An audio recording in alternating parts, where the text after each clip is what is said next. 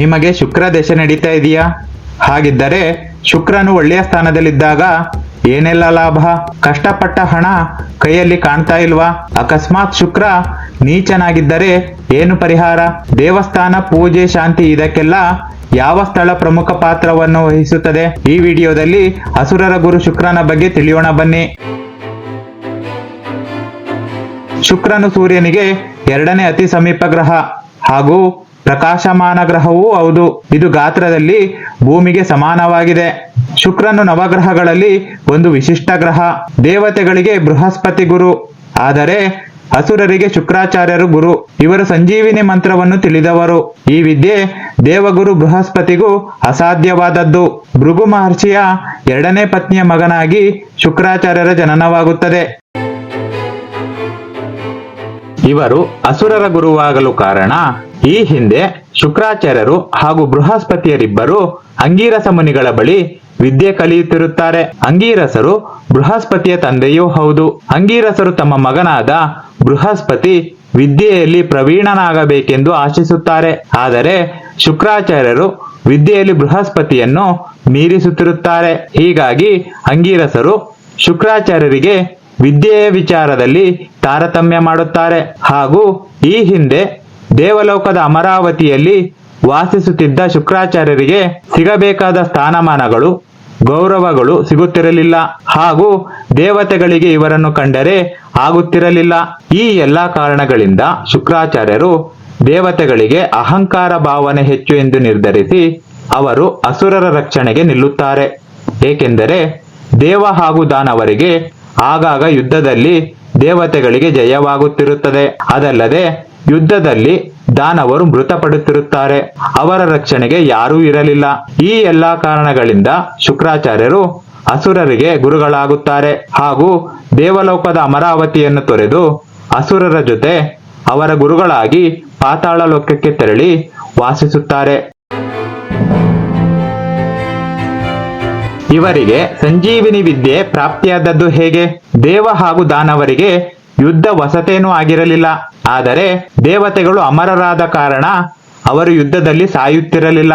ಆದರೆ ದಾನವರು ಪ್ರತಿ ಯುದ್ಧದಲ್ಲೂ ಸಾವನ್ನಪ್ಪುತ್ತಿದ್ದರು. ಇದರಿಂದ ಶುಕ್ರಾಚಾರ್ಯರಿಗೆ ಬಹಳ ಬೇಸರವಾಗುತ್ತಿತ್ತು. ಶುಕ್ರಾಚಾರ್ಯರು ಅಸುರರ ಗುರು ಮಾತ್ರವಲ್ಲ, ಅವರು ಮಹಾಶಿವ ಭಕ್ತರು ಕೂಡ ಹೌದು. ಹೀಗಾಗಿ ದಾನವರ ರಕ್ಷಣೆಗೆ ಕಠಿಣಾತಿ ಕಠಿಣ ತಪಸ್ಸನ್ನು ಆಚರಿಸುತ್ತಾರೆ. ಆಗ ಸ್ವಯಂ ಶಿವನು ಶುಕ್ರಾಚಾರ್ಯರಿಗೆ ಸಂಜೀವಿನಿ ಮಂತ್ರವನ್ನು ಉಪದೇಶಿಸುತ್ತಾರೆ. ಹೀಗಾಗಿ ಶುಕ್ರಾಚಾರ್ಯರು ಅಸುರರು ಎಷ್ಟು ಬಾರಿ ಮೃತಪಟ್ಟರೂ ಅವರನ್ನು ಮತ್ತೆ ಬದುಕಿಸುತ್ತಾರೆ. ಬೃಹಸ್ಪತಿಯು ಈ ವಿದ್ಯೆಯನ್ನು ಕಲಿಯಲು ಮುಂದಾಗುತ್ತಾರೆ. ಆದರೆ ಶುಕ್ರಾಚಾರ್ಯರು ಅವರಿಗೆ ಪ್ರತಿಸ್ಪರ್ಧಿ. ಹೀಗಾಗಿ ಹೇಗೆ ತಾನೇ ಪ್ರತಿಸ್ಪರ್ಧಿಯ ಬಳಿ ವಿದ್ಯೆ ಕಲಿಯಲು ಸಾಧ್ಯ? ಹೀಗಾಗಿ ಬೃಹಸ್ಪತಿಯು ಒಂದು ಉಪಾಯವನ್ನು ಮಾಡುತ್ತಾರೆ. ಏನೆಂದರೆ ಬೃಹಸ್ಪತಿಯ ಮಗನಾದ ಕಚನನ್ನು ಶುಕ್ರಾಚಾರ್ಯರ ಬಳಿ ವಿದ್ಯೆ ಕಲಿಯಲು ಕಳುಹಿಸುತ್ತಾರೆ. ಕಚನು ಬೃಹಸ್ಪತಿಯ ಮಗನೆಂದು ತಿಳಿದಿದ್ದರೂ ಅವನಿಗೆ ತಾರತಮ್ಯ ಮಾಡದೆ ಕಚನನ್ನು ಶಿಷ್ಯನಾಗಿ ಸ್ವೀಕರಿಸುತ್ತಾರೆ. ಹೀಗೆ ಅಸುರರ ಆಚಾರ್ಯ ಶುಕ್ರಾಚಾರ್ಯರು ಅಸುರರ ಗುರು ಎಂದು ಹಾಗೂ ಸಂಜೀವಿನಿ ವಿದ್ಯೆಯಿಂದ ಅಮರತ್ವ ಪಡೆದವರು ಎಂದು ಹಾಗೂ ಒಕ್ಕಣ್ಣು ಶುಕ್ರಾಚಾರ್ಯರೆಂದು ಗುರುತಿಸುತ್ತಾರೆ. ಶುಕ್ರಾಚಾರ್ಯರಿಗೆ ಒಕ್ಕಣ್ಣು ಶುಕ್ರನೆಂದು ಕರೆಯಲು ಕಾರಣ, ಬಲಿಚಕ್ರವರ್ತಿಯ ಕತೆ ಎಲ್ಲರಿಗೂ ತಿಳಿದೇ ಇದೆ. ಹಿರಣ್ಯಕಶ್ಯಪುವಿನ ಮಗನಾದ ಪ್ರಹ್ಲಾದ. ಈ ಪ್ರಹ್ಲಾದನ ಮೊಮ್ಮಗನೇ ಬಲಿಚಕ್ರವರ್ತಿ. ಬಲಿಚಕ್ರವರ್ತಿಯ ಇನ್ನೊಂದು ಹೆಸರು ಇಂದ್ರಸೇನ. ಇವನು ದಾನವನಾದರೂ ಧರ್ಮನಿಷ್ಠೆ, ದಾನ, ಕರುಣೆ, ಆಡಳಿತ ಇದ್ಯಾವುದರಲ್ಲೂ ದೇವತೆಗಳಿಗೆ ಕಡಿಮೆ ಇರಲಿಲ್ಲ. ಈತ ದೇವಲೋಕ ಹಾಗೂ ಇಂದ್ರಲೋಕವನ್ನೆಲ್ಲ ಗೆದ್ದು ಇಡೀ ವಿಶ್ವವನ್ನೇ ಆಳಲು ಅಶ್ವಮೇಧ ಯಾಗವನ್ನು ಆಚರಿಸುತ್ತಾನೆ. ಆಗ ಇಂದ್ರನು ತನ್ನ ಪದವಿಯನ್ನು ಉಳಿಸಿಕೊಳ್ಳಲು ವಿಷ್ಣುವಿನ ಕುರಿತು ತಪಸ್ಸನ್ನು ಆಚರಿಸುತ್ತಾನೆ.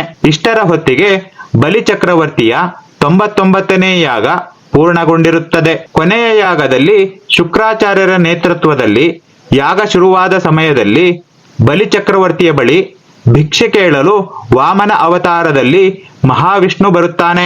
ಮೊದಲೇ ಬಲಿಚಕ್ರವರ್ತಿಯು ದಾನ ಮಾಡುವುದರಲ್ಲಿ ಯಾರ ಮಾತು ಕೇಳುವುದಿಲ್ಲ. ಹೀಗಾಗಿ ಬಲಿಚಕ್ರವರ್ತಿಯನ್ನು ಗುರು ಶುಕ್ರಾಚಾರ್ಯರು ತಡೆಯುವಲ್ಲಿ ವಿಫಲರಾಗುತ್ತಾರೆ. ಹಾಗೂ ವಾಮನ ಕೇಳಿದ 3 ಹೆಜ್ಜೆಯ ಜಾಗ ಸಾಮಾನ್ಯವಲ್ಲವೆಂದು ಶುಕ್ರಾಚಾರ್ಯರಿಗೆ ಮೊದಲೇ ತಿಳಿದಿರುತ್ತದೆ. ಹೀಗಾಗಿ ಅವನು ದಾನ ನೀಡದಂತೆ, ಕಮಂಡಲದಿಂದ ನೀರು ಹೊರಬರದಂತೆ ತಡೆಯುತ್ತಾರೆ. ಆಗ ವಾಮನನು ದರ್ಬೆಯಿಂದ ಕಮಂಡಲಕ್ಕೆ ಚುಚ್ಚುತ್ತಾನೆ. ಆದರೆ ಆ ಕಮಂಡದಲ್ಲಿದ್ದ ಶುಕ್ರಾಚಾರ್ಯರ ಒಂದು ಕಣ್ಣಿಗೆ ಗಾಯವಾಗುತ್ತದೆ. ಅಂದಿನಿಂದ ಶುಕ್ರಾಚಾರ್ಯರನ್ನು ಒಕ್ಕಣ್ಣು ಶುಕ್ರಾಚಾರ್ಯ ಎಂದು ಕೂಡ ಕರೆಯುತ್ತಾರೆ. ಹಾಗೂ ವಾಮನ ಕೇಳಿದ ದಾನದ ಪರಿಣಾಮಕ್ಕೆ ಬಲಿಯು ಪಾತಾಳ ಸೇರುತ್ತಾನೆ. ಹಾಗೂ ಆ ಸಮಯದಲ್ಲಿ ವಿಷ್ಣು ನೀಡಿದ ವರದಂತೆ ಬಲಿಪಾಡ್ಯಮಿಯಂದು ಬಲಿಯು ಭೂಮಿಗೆ ಆಗಮಿಸಿ ತನ್ನ ಪ್ರಜೆಗಳ ಯೋಗಕ್ಷೇಮ ವಿಚಾರಿಸಿ ತನ್ನ ಪ್ರಜೆಗಳಿಗೆ ಬೇಕಾದ ವರವನ್ನು ನೀಡಿ ತೆರಳುತ್ತಾನೆ. ಹೀಗಾಗಿ ಬಲಿಪಾಡ್ಯಮಿ ಎಂಬ ಆಚರಣೆ ಭಾರತದಲ್ಲಿ ನೆಲೆಯೂರುತ್ತದೆ. ಶುಕ್ರಾಚಾರ್ಯರು ಮಹಾಶಿವಭಕ್ತರು. ಆದರೆ ಮಹಾವಿಷ್ಣುವನ್ನು ದ್ವೇಷ ಮಾಡುತ್ತಾರೆ. ಏಕೆಂದರೆ ಹಿಂದೆ ಒಮ್ಮೆ ವಿಷ್ಣುವು ತನ್ನ ಸುದರ್ಶನ ಚಕ್ರದಿಂದ ಅಸುರರನ್ನು ಕೊಲ್ಲುತ್ತಿರುತ್ತಾನೆ. ಈ ಸಮಯದಲ್ಲಿ ಕೆಲವು ಅಸುರರು ಶುಕ್ರಾಚಾರ್ಯರ ತಾಯಿಯಾದ ಪುಲೋಮೆಯ ಆಶ್ರಮದತ್ತ ಬಂದು ರಕ್ಷಣೆ ಪಡೆಯುತ್ತಾರೆ. ಆಗ ಅಲ್ಲಿಗೆ ಬಂದ ವಿಷ್ಣು ಪುಲೋಮೆಗೆ ತನ್ನ ದಾರಿಗೆ ಅಡ್ಡ ಬರದಂತೆ ಸಲಹೆ ನೀಡುತ್ತಾನೆ. ಆದರೆ ಪುಲೋಮೆ ದೇವದಾನವರಿಬ್ಬರು ಅಣ್ಣ ತಮ್ಮಂದಿರು, ಹೀಗಾಗಿ ಅವರನ್ನು ಕೊಲ್ಲಲು ಬಿಡುವುದಿಲ್ಲ ಎಂದು ಹೇಳುತ್ತಾಳೆ. ಇದರಿಂದ ಕೋಪಗೊಂಡ ವಿಷ್ಣು ಪುಲೋಮೆಯ ಶಿರಸ್ಸನ್ನು ಛೇದಿಸುತ್ತಾನೆ. ನಂತರ ಅಸುರರನ್ನು ಕೊಲ್ಲುತ್ತಾನೆ. ಆಗ ಆ ಸ್ಥಳಕ್ಕೆ ಬಂದ ಪುಲೋಮೆಯ ಪತಿ ಭೃಗು ಮಹರ್ಷಿ ಇದನ್ನೆಲ್ಲ ಕಂಡು ಮಹಾವಿಷ್ಣುವಿಗೆ ಶಾಪ ನೀಡುತ್ತಾರೆ. ಈ ಶಾಪದಿಂದ ಮಹಾವಿಷ್ಣು 10 ಬಾರಿ ಸಾವನ್ನಪ್ಪಬೇಕಾಗುತ್ತದೆ. ಹೀಗಾಗಿಯೇ ಮಹಾವಿಷ್ಣು ದಶಾವತಾರದಲ್ಲಿ ಭೂಮಿಯ ಮೇಲೆ ಕಾಣಿಸಿಕೊಳ್ಳಲು ಕಾರಣವಾಗುತ್ತದೆ. ಹಾಗೂ ಈ ರೀತಿಯಾಗಿ ತನ್ನ ಮಾತೆಯ ಸಾವಿಗೆ ಕಾರಣನಾದ ಮಹಾವಿಷ್ಣುವನ್ನು ಶುಕ್ರಾಚಾರ್ಯರು ದ್ವೇಷ ಮಾಡಲು ಪ್ರಾರಂಭಿಸುತ್ತಾರೆ. ಇನ್ನು ಜ್ಯೋತಿಷ್ಯದ ಪ್ರಕಾರ ಶುಕ್ರನು ಒಳ್ಳೆಯ ಸ್ಥಾನದಲ್ಲಿದ್ದರೆ ಆ ವ್ಯಕ್ತಿ ಅಥವಾ ಸ್ತ್ರೀ ಸಂಗೀತ, ಸಾಹಿತ್ಯ, ನೃತ್ಯ, ನಾಟಕ ಹೀಗೆ ಯಾವುದಾದರೂ ಕ್ಷೇತ್ರದಲ್ಲಿ ಆ ವ್ಯಕ್ತಿ ತನ್ನನ್ನು ತಾನು ತೊಡಗಿಸಿಕೊಂಡು ಉನ್ನತಿಯತ್ತ ಸಾಗುತ್ತಾನೆ. ಹಾಗೂ ಶುದ್ಧ ಉಡುಪು, ಸುಗಂಧ ದ್ರವ್ಯ, ಅಂದಚಂದಕ್ಕೆ ಪ್ರಾಮುಖ್ಯತೆಯನ್ನು ನೀಡುತ್ತಾನೆ. ಅಥವಾ ಆ ವ್ಯಕ್ತಿ ಅಥವಾ ಸ್ತ್ರೀ ಶುದ್ಧತೆಗೆ ಮೊದಲ ಆದ್ಯತೆಯನ್ನು ನೀಡುತ್ತಾರೆ. ಶುಕ್ರನು ದುಸ್ಥಾನದಲ್ಲಿದ್ದರೆ ಆ ವ್ಯಕ್ತಿ ಅಥವಾ ಸ್ತ್ರೀ ವಿದ್ಯೆಯಲ್ಲಿ ಅಡಚಣೆ, ಕೆಟ್ಟ ಚಟ, ದುಷ್ಟರ ಸಹವಾಸ, ಮದ್ಯಪಾನ, ಧೂಮಪಾನ, ಕೊಳಕು ದೇಹ, ಅಶುದ್ಧ ಮಾತು ಹೀಗೆ ಹಲವು ಅಶುಭ ಫಲಗಳನ್ನು ನೀಡಬಹುದು. ಹಸ್ತಜ್ಯೋತಿಷ್ಯದ ಪ್ರಕಾರ ಅಂಗೈನ ಈ ಭಾಗವನ್ನು ಶುಕ್ರ ಪರ್ವ ಎಂದು ಗುರುತಿಸುತ್ತಾರೆ. ಈ ಪರ್ವದಲ್ಲಿ ಶುಕ್ರನಿಗೆ ಸಂಬಂಧಿಸಿದ ಶುಭ ರೇಖೆಯು ಮೂಡಿದ್ದರೆ ಶುಕ್ರನ ಶುಭ ಫಲಗಳನ್ನು ನಿರೀಕ್ಷಿಸಬಹುದು. ಶುಕ್ರನ ಒಳ್ಳೆಯ ಸ್ಥಾನ ಮೀನ, ವೃಷಭ ಹಾಗೂ ತುಲಾ. ಶುಕ್ರನಿಗೆ ಪ್ರಿಯವಾದ ವಾರ ಶುಕ್ರವಾರ. ಬಣ್ಣ ಶ್ವೇತವರ್ಣ ಅಥವಾ ಬಿಳಿ ಬಣ್ಣ. ದಿಕ್ಕು ಆಗ್ನೇಯ. ಮಿತ್ರ ಗ್ರಹಗಳು ಬುಧ ಹಾಗೂ ಶನಿ. ಶತ್ರು ಗ್ರಹಗಳು ಸೂರ್ಯ, ಚಂದ್ರ ಹಾಗೂ ಮಂಗಳ. ಸಮಗ್ರಹ ಗುರು. ಶುಕ್ರನ ಮಗಳು ದೇವಯಾನಿ. ಧಾನ್ಯ ಅವರೆಕಾಳು. ಶುಕ್ರನು ಒಂದು ರಾಶಿಯಿಂದ ಇನ್ನೊಂದು ರಾಶಿಗೆ ಸಂಚರಿಸಲು ಸುಮಾರು 1 ತಿಂಗಳು ತೆಗೆದುಕೊಳ್ಳುತ್ತಾನೆ. ಇನ್ನು ಶುಕ್ರ ಗ್ರಹಕ್ಕೆ ಸಂಬಂಧಿಸಿದ ದೇವಾಲಯವನ್ನು ನೋಡುವುದಾದರೆ ಗುರು ಶುಕ್ರಾಚಾರ್ಯ ಮಂದಿರ ಕೋಪರ್ಗಾಂವ್. ಈ ದೇವಾಲಯ ಸಾವಿರಾರು ವರ್ಷಗಳ ಹಳೆಯ ದೇವಾಲಯವಾಗಿದೆ. ಹಾಗೂ ಈ ದೇವಾಲಯವನ್ನು ಅಸುರರ ಗುರುವಾದ ಶುಕ್ರಾಚಾರ್ಯರಿಗೆ ಸಮರ್ಪಿಸಲಾಗಿದೆ.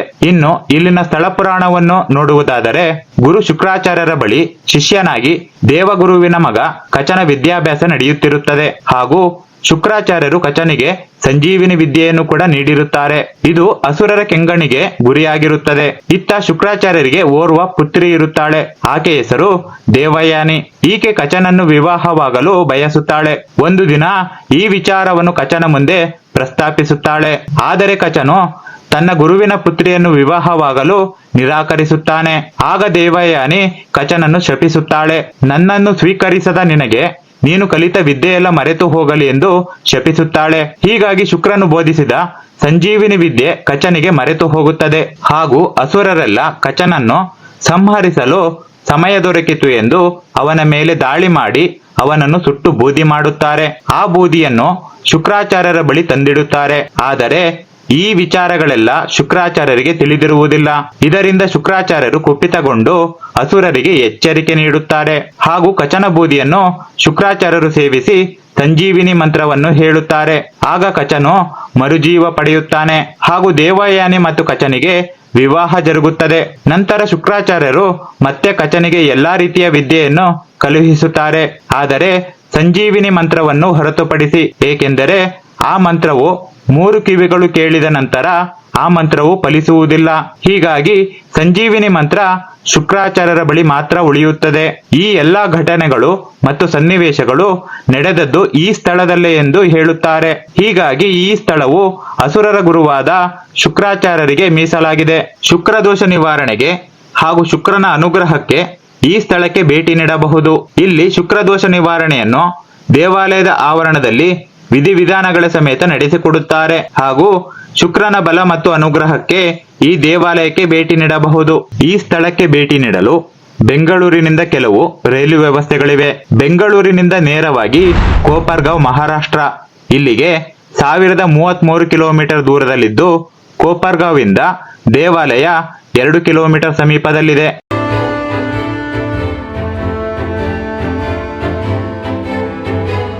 ಮುಂದಿನ ದೇವಾಲಯ ತಮಿಳುನಾಡಿನ ಕಂಜನೂರು ಶುಕ್ರ ದೇವಾಲಯ.